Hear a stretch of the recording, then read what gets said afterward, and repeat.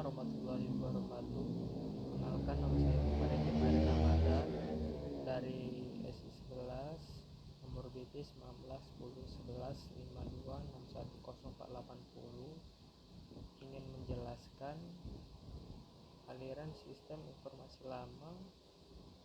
Saya akan mulai dari poin pertama, yaitu gudang farmasi melakukan permintaan obat kepada supplier dan supplier melakukan pengecekan terhadap daftar permintaan obat dari gudang farmasi dan melakukan pengiriman obat kepada gudang farmasi, yaitu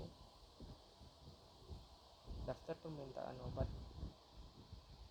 menuju supplier dan supplier melakukan pengecekan daftar permintaan. Habis melakukan pengecekan daftar permintaan, dia mengasihkan obat yang akan dikirimkan ke gudang farmasi. 2. Gudang farmasi menerima pengiriman obat dari supplier dan melakukan pengecekan data obat. Nah, dari poin kedua itu, obat yang dari supplier ini diambil oleh gudang farmasi dan melakukan pengecekan data obat. Poin ketiga, puskesmas melakukan permintaan obat kepada gudang farmasi dan gudang farmasi menerima daftar permintaan obat dari puskesmas serta melakukan pengecekan kesediaan obat, yaitu dari daftar permintaan obat dari gudang farmasi menuju ke daftar permintaan obat yang direkomendasikan oleh puskesmas. Poin 4, gudang farmasi mengeluarkan surat bukti barang keluar atau SBBK beserta obat yang diminta dan menyerahkan ke puskesmas untuk ditandatangani. Nah, dari puskesmas menuju ke gudang lagi untuk menyerahkan surat bukti barang keluar dan obat yang nanti akan ditangani lagi oleh karyawan puskesmas sebagai surat bukti barang keluar dan obat dan sampel ACC.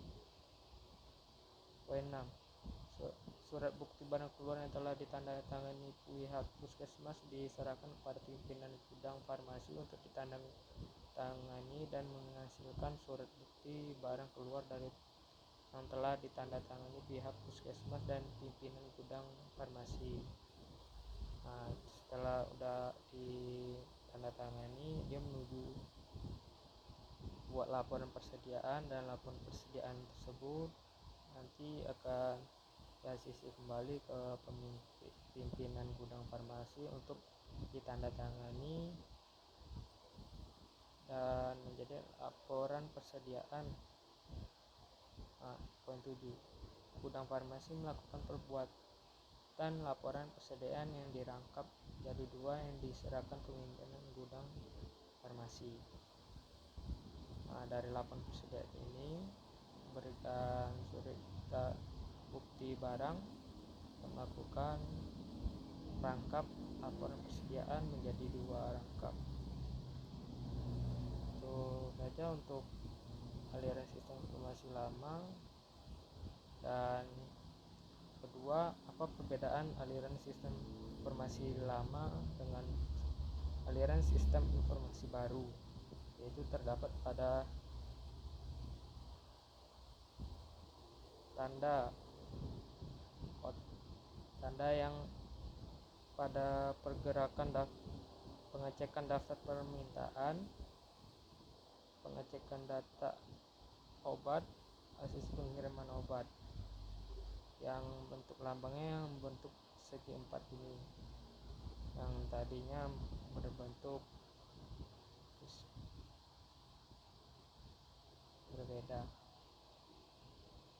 Nah, dari yang lama itu bedanya ini di sini.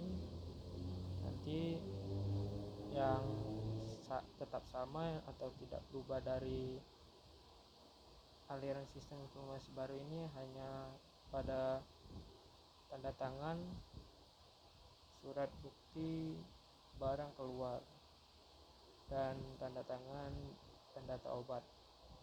Itu saja yang dapat saya sampaikan dari aliran sistem informasi baru ini, dan saya akan lanjut kepada konteks diagram.